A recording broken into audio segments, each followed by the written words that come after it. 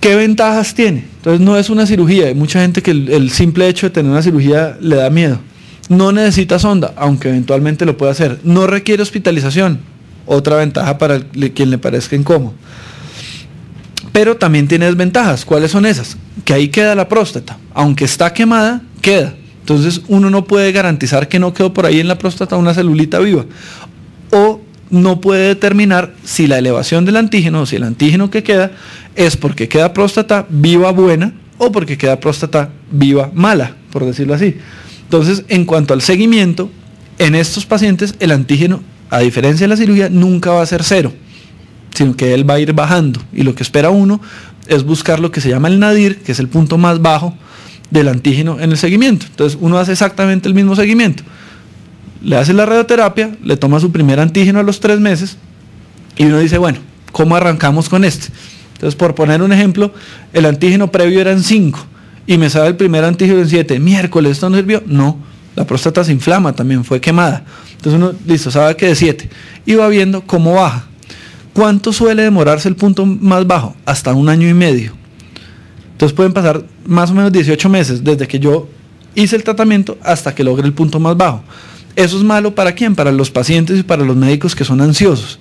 Que si uno es nervioso, uno dice, no, esto no está bajando, o esto se subió 1 puntico, se subió 2 punticos, entonces se vuelve una tragedia. Entonces, en ese sentido, no es tan fácil seguir y no es tan fácil saber si el aumento es porque hay cáncer o es porque hay próstata benigna. Entonces, usualmente requieren o pueden eventualmente requerir una nueva biopsia para ver si lo que hay es tumor o tejido benigno. Tiene las ventajas que son múltiples sesiones. Entonces toca ir varias veces al hospital, la dificultad del seguimiento que les decía y lo que les decía el tratamiento de la recaída. La cirugía después de radioterapia tiende a ser mucho más difícil técnicamente hablando y tiende a asociarse con una tasa más alta de lesiones de recto, disfunción eréctil, de incontinencia. Entonces eso puede pasar. Y la experiencia es corta. ¿Corta en qué? Les acabo de mostrar 5 formas de radioterapia. Las más nuevas son la conformacional y la braquiterapia. Entonces, ¿qué quiere decir eso? Que no tenemos en este momento mucha experiencia en el sentido de seguimiento, de saber qué pasa después. La misma tabla que yo les contaba ahorita que hacemos en cirugía, le bota a uno los datos de qué pasa si el paciente no se hace cirugía, sino se irradia.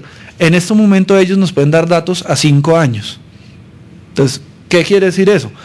Si es un paciente joven y tiene 55, 60, 65 años, a mí no me interesa que esté vivo a los 70. Me interesa que esté vivo a los 80 o a los 75, a los 65. Entonces, de pronto si el paciente tiene 72 años, yo digo, mire, podemos hacer la radioterapia, porque a los 77 va a estar bien. De pronto a los 82 no llegamos por estadísticas del país, pero el paciente tiene 60, yo no saco nada diciendo, mire, va a estar una berraquera a los 65, necesito que esté perfecto a los 70 y más. Esa ventaja nos la da la cirugía sobre la radioterapia. Tenemos más experiencia y ya sabemos qué pasa a un mayor tiempo. Puede que de aquí a unos años nos muestren la estadística de radioterapia y estemos diciendo, oiga, mire, la radioterapia es mejor. Pero ha ido avanzando tan rápido que no tenemos datos con un seguimiento largo. Entonces, ¿cuál es la conclusión de la radioterapia? Es muy buena como tratamiento curativo, pero es recomendada en pacientes que tengan un alto riesgo de cirugía, entonces el paciente que no se puede operar porque es más la complicación, el riesgo de sangrado de otra cosa, se le podría ofrecer la radioterapia, también con fines de curarlo, y en eso quiero insistirles, de curarlo, y en pacientes que tengan una expectativa de vida no tan larga, o sea, en pacientes de pronto un poquito mayores, pero también cura y también sirve. Siempre recomendación en esto, buscar un sitio que sea de experiencia conocida, porque en Bogotá y nosotros lo conocemos y de pronto si a uno le dice, mire, es que fui a tal sitio, hay sitios donde todavía se irradia con cobalto, que es una cosa que se dejó de hacer hace muchísimo tiempo. ¿Qué pasa cuando hay compromiso de órganos vecinos? Que es el paso siguiente. La cirugía hasta hace unos 5 años, pensar y ofrecerla en un paciente con compromiso de órganos vecinos era absolutamente descabellado. Hoy en día sabemos y se dice que se puede hacer y se debe hacer, por una razón, porque mejora la sobrevida libre de enfermedad, y eso es un término médico que les voy a explicar, no la sobrevida global. ¿Qué quiere decir eso? La sobrevida libre de enfermedad quiere decir el tiempo que el paciente está vivo sin que haya una evidencia de una recaída de cáncer, ¿sí? Entonces, ¿qué pasa?